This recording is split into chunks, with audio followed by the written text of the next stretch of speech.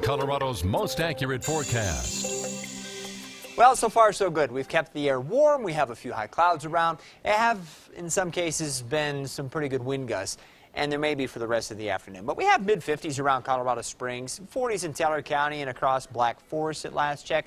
We're in the 50s to around 60 along the Arkansas River, with 40s nearer to the Wet Mountains and over the Wet Mountain Valley. And then we have 50s to around 60 for the southern I-25 corridor. And you may have temperatures like that in this area again during the day tomorrow. For the rest of us, yeah, not sure that that's going to be true. It's already down into the single digits over the northeastern corner of the state. Skycast shows that outside of some high clouds, we're going to be pretty quiet here the rest of the afternoon.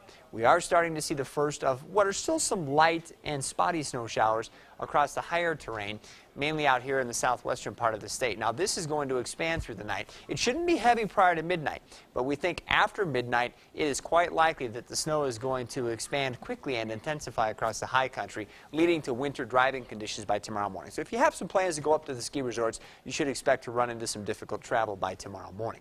Over eastern Colorado, what you see here is some low cloud cover, maybe some patchy fog or freezing fog. It marks the leading edge of all that colder air that we've been talking about that is going to work up the river valleys and towards the mountains during the night tonight. Initially, we should be pretty mild tonight, with many areas hovering in the 30s and 40s, and we'll have some wind. But late tonight, as the front comes in, we'll get a wind shift. More areas will fall back into the teens and 20s, and we'll likely see, in some cases, a pretty gray start to the day tomorrow.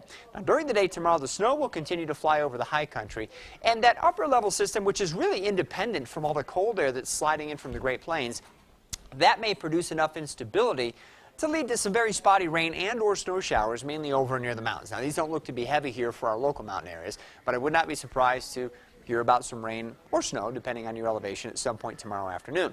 For lower elevations, tomorrow is going to be a tough call on temperature, as it appears that the first shot of colder air coming in is going to be quite shallow and may not swallow up everybody in eastern Colorado. Notice in the afternoon, we even put a little green on the map out here across the southeastern corner of the state.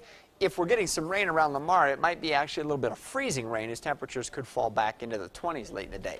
I mean, Burlington's not going to get out of the teens tomorrow. That'll be the low tonight and the high tomorrow.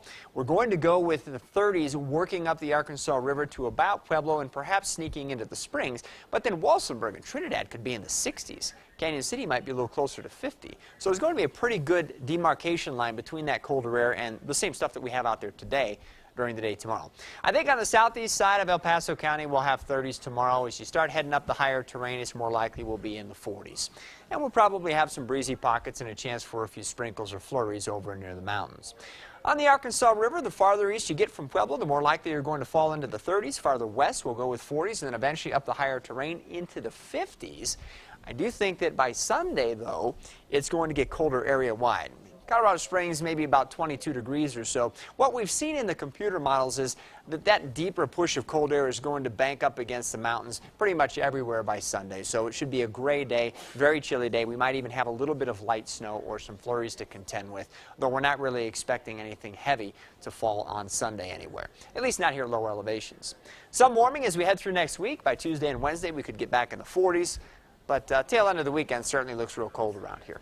Pueblo will figure on highs only reaching the teens on Sunday, and will take a little longer to get out of this stuff. It's a dense, heavy air mass. Takes a little while to push it out. So look for 20s on Monday. A couple of single-digit lows coming up for you, too.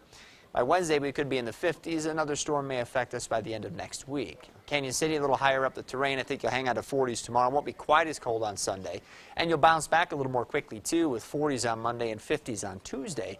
But you're going to notice some significant changes over the next few days as well. Again, a few raindrops, snowflakes, nothing real heavy expected.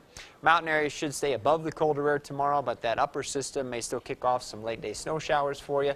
And Sunday, I think you'll have your share of cold around, too, with highs only around 20 degrees. So it'll be an interesting day tomorrow with 60-degree temperatures spread across the state.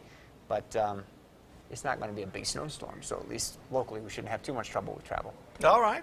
We often, marvel at your backyard accomplishments during the summer. Yeah. The big pool, the water slide, movies on the deck. We try to have some fun. Here's someone who's doing that in wintertime as well.